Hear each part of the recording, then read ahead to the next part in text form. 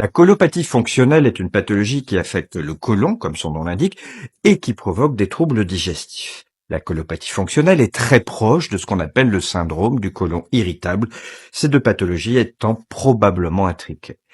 8% environ de la population occidentale souffre de colopathie fonctionnelle, en particulier la population féminine.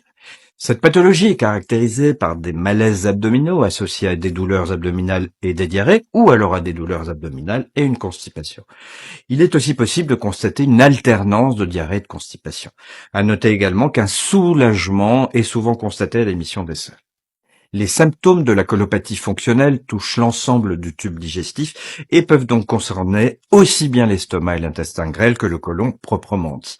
En cas de colopathie fonctionnelle, on retrouve un ballonnement, une sensation de ventre gonflé et, comme nous l'avons vu, des selles plus liquides et ou plus fréquentes au rythme de plus de 3 fois par jour, ou des selles plus dures et moins fréquentes au rythme environ tous les 3 jours. Sans aller à la selle, c'est ce qu'on appelle une constipation. L'alternance diarrhée-constipation est également très souvent observée.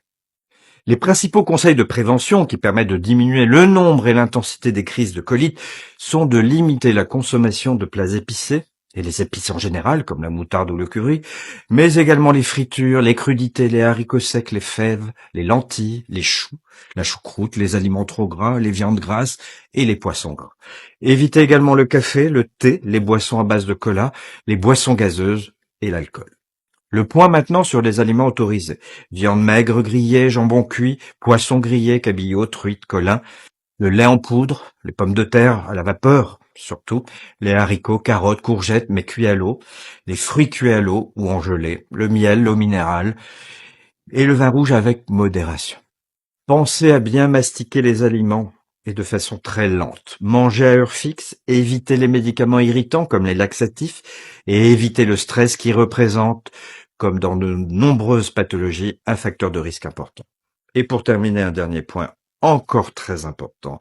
Pensez à arrêter de fumer, car l'arrêt du tabac semble être également très bénéfique.